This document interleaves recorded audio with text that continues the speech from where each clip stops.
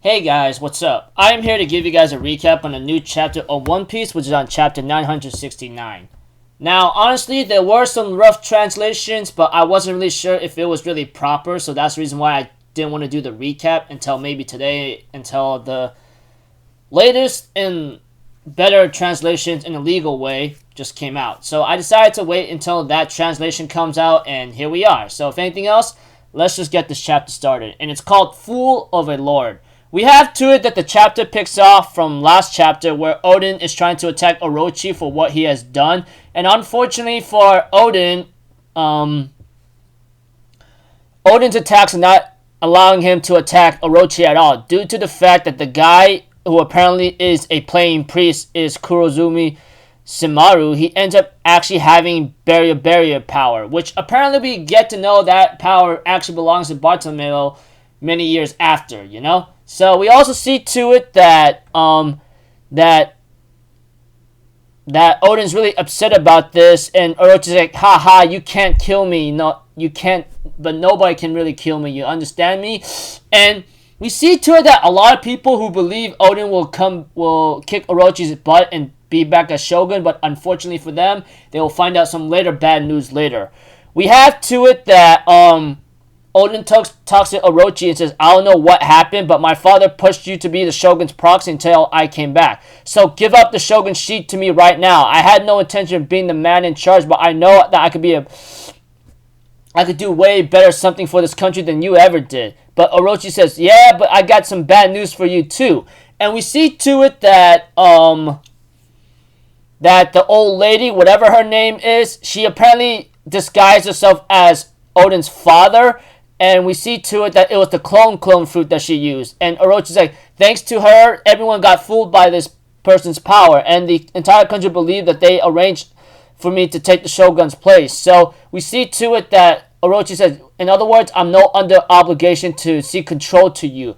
At this point, nobody can know what the real Sukiyaki was thinking. So we have to it that Oden asked Orochi, then what the hell did you do to my father? Did he actually die from illness or what? And we see to it that everybody's happy, seems to be happy to see that everybody's going back to the Kozuki clan, but all of a sudden poison arrows got shot out of nowhere and someone was getting ill. We see to it everybody went back in town in a state of panic, and it looks like to me a giant enormous dragon was floating over the capital, which we all know who the heck that is. As the chapter continues on, there's something called he grew from wild to child to Daimyo of Kuri, you know, and returning many times stronger when he left. But we see to it that Kozuki Oden was invincible and triumphant, you know. They call him a cruel tyrant, but the funny thing is, within a few hours, Kozuki is actually stripped of his lion clothes and is dancing like an idiot, which I go like, what the hell is going on here? He danced in bed for spare change and finally walked away. Even Kozuki Oden, who is the rightful heir to Wano, is betraying people's hopes. In other cases, what Oden's doing, like dancing like an idiot, oh my gosh, man. It really was sad and sickening, but because I think it's all because of Orochi, you know? And we see to it that, like, he appeared in the capital once a week and then go caper about in the front of the castle for scraps, whether if it's rainy or snowy, you know, etc. And right now, most of Oden's subordinates ask him, like, what the heck are you doing right now? He says, I dance above every week and receive money. That's my job. And they go, tell us the truth. What's going on? Even the people who believed you the longest and getting sick of this, you know? And everybody knows Oden as the fool, you know? Oden the fool, or he's a fool of a lord. And we see to it that after a year, 24 years before today, we see to it that Oden received a newspaper abroad courtesy of Shogun Orochi. And we get to see to it that Oden cries because of, like, Roger got executed, you know, and fortunately he left behind the One Piece, etc., and he sent all kinds of people out there on the treasure hunt and started the great Pirates of the Legacy, which made Oden very happy. He calls him a wonderful man. Eventually, in the second year after Oden's return, we see to it this is where actually Gekko Moria actually fought Kaido, you know, and of course that's when Gekko Moria ransacked the God of Blade, which Ryuma, which is Shusui, etc., at this time. Of course, Odin, of course, he ends up dancing like an idiot, and the only people that was a laughing stock to him was his family, and his family was the only one that talked to him, etc. And we see to it that Odin asks his wife, "Hey, do you want a divorce or something?" But everyone's like, everyone, even his allies, don't really mind. I guess they laugh it off, etc. Even Yusui or something, he might be a fool, but calling him a lord is more than what he deserves, Eventually, we see to it that Odin was about to visit Hyogoro, but apparently we see to it that that they end up having a little small talk about Orochi not giving up, and Hyogoro says he's never going to work for a man like him, and we see to it that Odin's like, well, don't put yourself in danger, okay? And we see to it that, Odin, 3 years past, he's still dancing. 4 years past later, nothing has changed, But eventually, the 5th year, the Shogun has come to Kuri, and that's when Orochi made his move on Kuri. We see to it that Orochi asks Odin for help and says, I would like to build a number of new factories here, and I want your help. And Odin's like, what of the ships, with Kaido? But we see to it that Orochi's like, what do you mean? Wano will be a weapons producer. Oh, and for Hyogoro, he's beyond my means to control. So I gave him the Kaido, so he'll be dead long beforehand. And Odin's like, what are you talking about? And we see to it that Odin was given news that his old woman clung to him and wouldn't let go, so they shot her dead. And so you'd figure a mobster's wife would have more self-control. Even Orochi laughed at it. Hyogoro's wife was shot dead when she didn't want to let go of him, and we see to it that there's more news that Odin gets given, the man who controlled the underworld from the flower capital, which is Hyogoro the flower, was taken prisoner, and his followers fought back to get him back, but apparently 16 of them died, plus Hyogoro's wife. As his family and vassals and largely assumed, the great samurai had been shouldering some terrible burden all alone for five long years.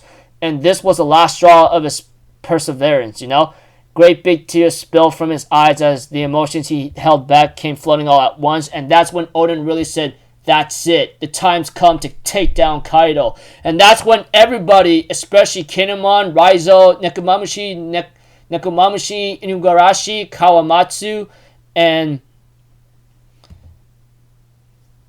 let's see here. Yeah. Pretty much Odin's followers who still follow him around, they finally see this, seeing how he wants to fight back, and the narration continues that goes, gather around, and you shall bear witness to the once-in-a-lifetime uproar caused by Kozuki Odin, the man for whom all of Wano wept. With him stood 9 man-made samurai through his patronage. The hour was sunset, the sun crimson red. Their foe was Kaido. They paid no heed to other. The story of their march is a thing of the past, sadly. And it ends in the public execution of Kozuki Odin.